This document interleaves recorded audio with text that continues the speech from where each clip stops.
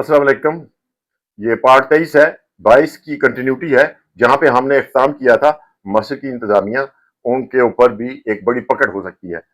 और ये जो खतीब इमाम और मदरस हैं उनकी कलील तनख्वाहें हैं जिससे उनका गुजारा नहीं हो सकता, जिसकी वजह से वो दूसरे ऑनलाइन घरों में पढ़ाई और तावीज़ गंडे, उसके जिक्र रज़ा की महफिलें, पीरी मरीदी, ये सारा भार फिर इन इंतजामिया पर ही आएगा। इंसानी हकूक पहले हैं और तज़ीन आराइश बाद में है। इस चीज का ख्याल रखना इसलिए जरूरी है। आप देखें ये अरब इलाके हैं, अरब इलाकों में ना तो कोई पीर है, ना वहां पे कोई आमल है, ना वहां पे कोई मजार है, ना कोई कब्र परस्ती, ये सब कुछ पाकिस्तान में है, वहां पे तो नहीं है। और एक अच्छी चीज है कि वहां पे एक कानून है जिसकी वजह से वहां पे आपको तफरकाबाजी भी नजर नहीं आती, जिससे पाकिस्तान में एक दूसरे को काफर कहा जाता है। मेरे ख्याल में हम तो ये तजवीज करेंगे इस चैनल के जरिए कि रियासत को इस पे काम करना चाहिए और इस कौम की तामीर करने के लिए रियासत ने क्या किरदार अदा किया है।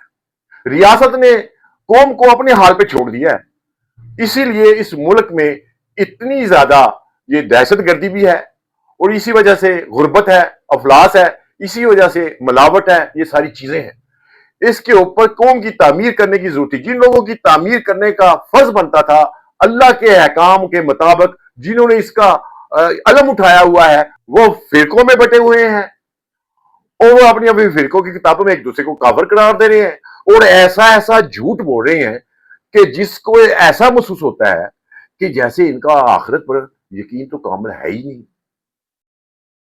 अगर यकीन आखिरत में हो तो फिर इतना झूठ और इतना ये जो रूहानियत वाले बातें, जबकि कुरान ने रूहानियत को मना किया है। कुरान में अल्लाह ताला ने फरमाया कि हमने तो इनको नहीं कहा था कि तरके दुनिया करके तो ये ना अल्लाह अल्लाह पे कर चले जाएं, और जिसकी वजह से इन्होंने खुद ही इस मजहब को मसलक को अपना लिया और बाद में हमें इनको फिर सख्त अजाब इन पर नाज़िल करना पड़ा। तो इसलिए हुकूमत का जो रियासत का एक काम है मेरे नुक्ता नजर से वो ये है कि इनको एक रेगुलेटर अथॉरिटी होनी चाहिए। सोशल सिक्योरिटी है, लेबर डिपार्टमेंट है, उसके जरिए हर साल इन मसाजिद की मदारस की ऑडिट होनी चाहिए कि इनका सोर्स ऑफ इनकम कहां से आता है और इनका सोर्स ऑफ इनकम क्या है, और जो इनमें काम करने वाले हैं उनकी तनख्वाहें जो हैं गवर्नमेंट के जो स्केल जो है उसके मुताबिक है। जैसे सेमी गवर्नमेंट है ना, सेमी गवर्नमेंट के इदारे होते हैं वो इन रेगुलेटर अथॉरिटी के मतहत होते हैं और वो बकायदा उनका ऑडिट होता है, वो चेक होता है कि इनके जो गवर्नमेंट ने स्केल अनाउंस किए हैं उस स्केल के मुताबिक सेमी गवर्नमेंट के इदारों की तनख्वाहें होती हैं। और इसी तरह उनकी सोशल सिक्योरिटी में फंड भी जाता है जो बाद में उनकी रिटायरमेंट की उम्र के बाद जाके उनको पेंशन मिलती है सोशल सिक्योरिटी के इदारे की तरफ से। तो ये सारी चीजें हैं, इनको मसाजिद को और मदारस को भी एक रेगुलेटर अथॉरिटी की जरूरत है। जब आप उस रेगुलेटर अथॉरिटी के जरिए इनको लाएंगे तो फिरका बंदी की हौसला शिकनी होगी, ये झूठ और फरेब और ये धोखा ये खत्म होगा और इसमें लोगों के लिए आसानियां पैदा करने में बहुत ज्यादा एक काम जो है लोगों को मिलेगा। लोगों के लिए आसानियां पैदा होंगी, ये मिलावट वाले काम खत्म होंगे।